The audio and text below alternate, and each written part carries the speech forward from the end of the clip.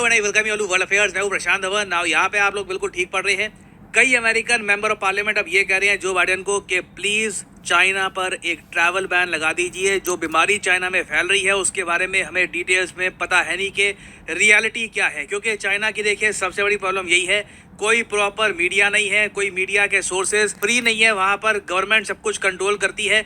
तो अभी जो वीडियोस जो फुटेज आ रही है चाइना से कि कई लोग बीमार हो चुके हैं, लंग्स की बीमारी फिर से चाइना में फैल रही है, ये सब देखते हुए कई सेनेटर जो है यूएस में ये बाइडेन को कह रहे हैं कि please impose A travel ban on China. क्योंकि लास्ट टाइम आपको पता होगा कोविड-19 में यूएसए ने सबसे बड़ी गलती यही हुई थी, टाइम पर चाइना पे ट्रैवल बैन इम्पोज नहीं किया और बाद में पूरे यूएसए में कोविड फैल गया था। और इसलिए यहाँ पे आप देख पा रहे हैं कई अमेरिकन सेनेटर्स कह रहे हैं we should not wait for the same thing that happened in 2019। जल्द से जल्द हमें चाइना पर ट्रैवल बैन इम्पोज कर देना चाहिए। नाउ एक बार मैं आपको बता देता हूँ 2019 में क्या हुआ था और क्यों अमेरिकन आज के समय पैनिक कर रहे हैं। 2019 में यूएसए के प्रेसिडेंट थे डोनाल्ड ट्रंप। नाउ ट्रंप को जैसे ही न्यूज़ इनिशियली मिली कि चाइना में कोई ये अजीब सी बीमारी फैल रही है, लोग बीमार हो रहे हैं, हॉस्पिटल्स में बहुत ज़्यादा क्राउड है, ट्रंप समझ गए थे कि कुछ बड़ी ही बीमारी फैल गई है और ट्रंप ने प्लान बनाने स्टार्ट कर दिए थे कि चाइना पर एक ट्रैवल बैन इम्पोज किया जाएगा। मगर उस टाइम क्या हुआ था कि जो बाइडेन जो प्रेसिडेंट की कुर्सी के लिए कैंपेन अपना चला रहे थे, जो बाइडेन ने ट्रंप पे आरोप लगाना स्टार्ट कर दिया कि ट्रंप है जी रेसिस्ट, ये जीनोफोबिया को प्रमोट कर रहे हैं, एशियंस के अगेंस्ट हेट को प्रमोट कर रहे हैं, क्योंकि पूरे चाइना पर एक ट्रैवल बैन लगाना बिल्कुल गलत है। इससे देखिए लोगों को एक गलत मैसेज जाएगा। अब जो भी आप कह लीजिए, ट्रंप पर कहीं ना कहीं प्रेशर आया इन स्टेटमेंट्स का और इसलिए ट्रंप ने जो चाइना पर ट्रैवल बैन लगाया ना, ये थोड़ा सा लेट लगाया था, नहीं तो वैसे ये ट्रैवल बैन काफी पहले लगा देते तो कई अमेरिकन की जान हो सकता है बच जाती। जिस लेवल पर कोविड फैल गया था पूरे यूएस में, कितने लोग मारे गए, हो सकता है कि उतनी डिस्ट्रक्शन ना होती। और ये बात भी आप सबको पता है कि कोविड-19 का एक बहुत ही बड़ा इम्पैक्ट आया था 2020 के चुनावों में। पहली बात तो जो चुनाव है वो बैलेट बॉक्स से हुए थे, लोग जो वोटिंग स्टेशन है वहां पर गए नहीं थे, सब कुछ चेंज हो गया था। और इस बार भी अगेन मैं आपको कहूंगा timing is the main thing. Timing इतनी अजीब है ना, मैं आपको बता नहीं सकता। 2024 एक इतना इम्पोर्टेंट साल होगा भारत और यूएस दोनों के लिए। इंडिया और यूएस आप कह सकते हैं दो मेन स्ट्रॉन्ग पिलर्स हैं जो चाइना की डोमिनेंस को रोक कर बैठे, और दोनों ही कंट्रीज में 2024 में चुनाव होंगे। जैसे आप लोग जानते हैं भारत में जो चुनाव है ये गर्मी में ही हो जाएंगे, उसके बाद नवंबर दिसंबर में हम देखेंगे कि यूएस में चुनाव होने हैं।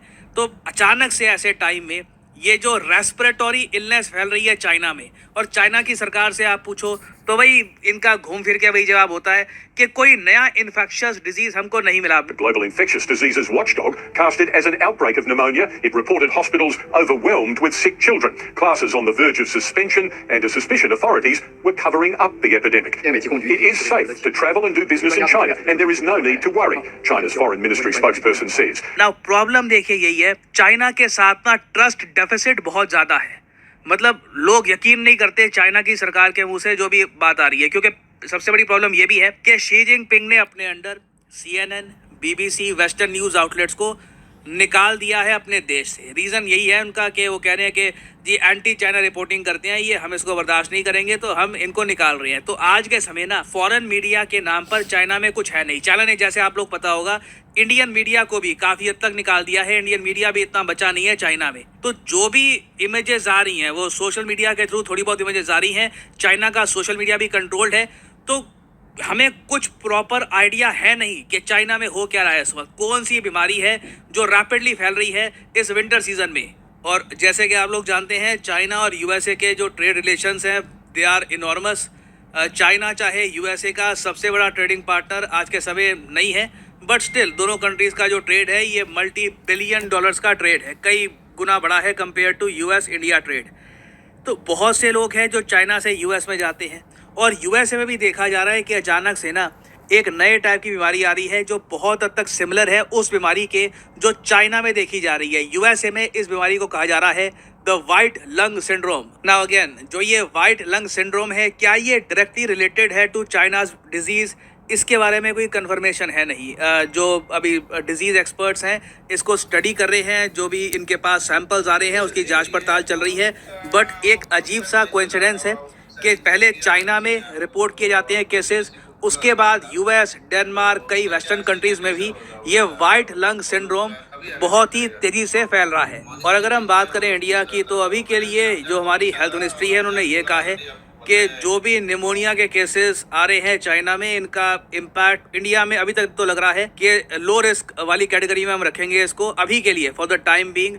और साथ ही साथ इन्होंने ये भी कहा है कि इंडिया प्रॉपरली प्रिपेयर्ड है for any kind of public health exigency. कुछ भी होता है तो सरकार उसको झेल लेगी, उसको प्रॉपरली मैनेज किया जाएगा। साथ ही साथ भारत में जो विभिन्न राज्य हैं उनके स्टेट हेल्थ डिपार्टमेंट इस वक्त अलर्ट में हैं, क्योंकि अगेन मैं रिपीट करूंगा, ये मजबूरी है कि चाइना का जो सिस्टम है गवर्नेंस का, ये इतना ज़्यादा ओपेक है। ओपेक मतलब कि जिसके आर पर आप देख नहीं सकते, जो ट्रांसपेरेंट नहीं है। तो ये एक अनफॉर्चुनेट बात है कि हम लोग आज के समय बस अपनी जो प्रेपरेशन है ये बढ़ा ही सकते हैं। बट यहाँ पे मैं आपसे पूछना चाहूँगा, आप लोगों के हिसाब से जो फ्लाइट्स हैं फ्रॉम चाइना टू यूएस या बाकी वेस्टर्न कंट्रीज में, क्या यहाँ पर ट्रैवल बैन इम्पोज करने की आवश्यकता है?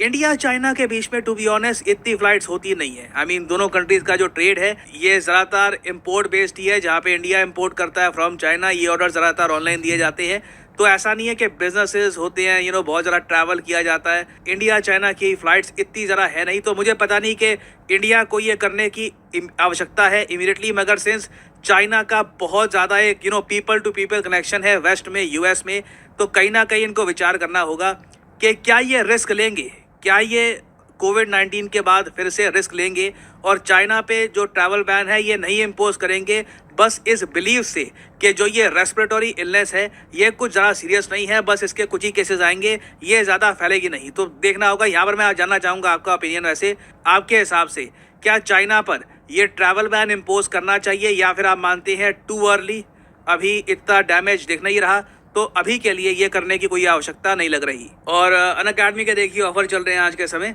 ये जो ऑफर्स हैं इनको आप यूज़ कर सकते हैं टू गेट डिस्काउंट। तो कमेंट सेक्शन में लिंक आपको मिल जाएंगे, आप यहाँ पर कोर्स ओपन करके you can use the code PD10 और आपको डिस्काउंट मिल जाएगा। और जो सेल्स टाइम टू टाइम आती रहती है इनका भी आप लाभ उठा पाएंगे। So this is the end of the video. Thanks for listening and as always may the gods watch over you.